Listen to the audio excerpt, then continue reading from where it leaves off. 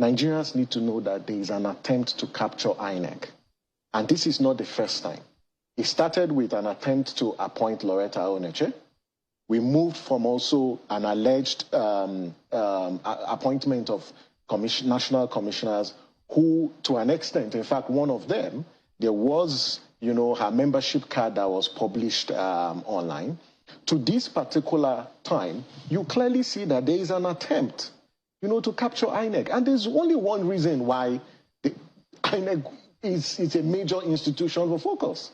Because when you capture the institution, you undermine its capability to resist, attempts to undermine and circumvent the electoral process.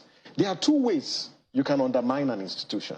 First, you attack its operational independence. Secondly, you attack its financial independence. In this case, by the provisions of the Electoral Act, the law says all funding for elections should be transferred to the Commission 360 days, that's 1 year to elections. But about appointment, this is why Justice Uwais, in his report, and the committee's report, said that remove the power of appointing national commissioners and resident electoral commissioners from the president and vest it in an independent body. It's 14 years down the line, we are still experiencing, situations that Justice Uwais, in his recommendation, tried to address. We are in an election. I don't think that we understand the implication of this. We are 179 days to the 2023 elections. RECs have not been confirmed.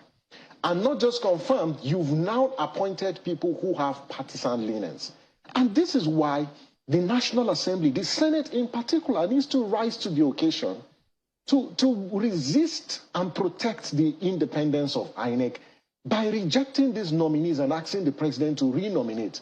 On that list, you can clearly see they have partisan leanings. The fundamental question is who even recommended and appointed these people in the first place? How did they make it into the list? There are actions that need to be taken before you even get to that point.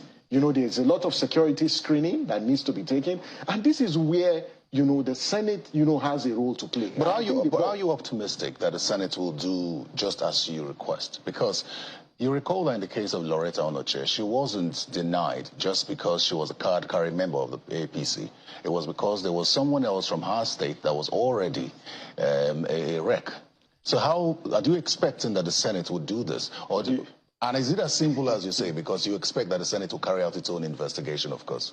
I think that if we've got leaders and legislators of conscience, if we've got leaders in the National Assembly that are interested in the collective good and interested in the sanctity of the 2023 elections, the best action to take is to reject these nominees, because it's an aberration of the Constitution. And that's why civil society have said that this is an attempt to protect the Constitution. It's not about any individuals. And you know what, in any case, and this is my advice even to the president and the ruling political party, making these kinds of appointments are not good for you and your image and your legacy.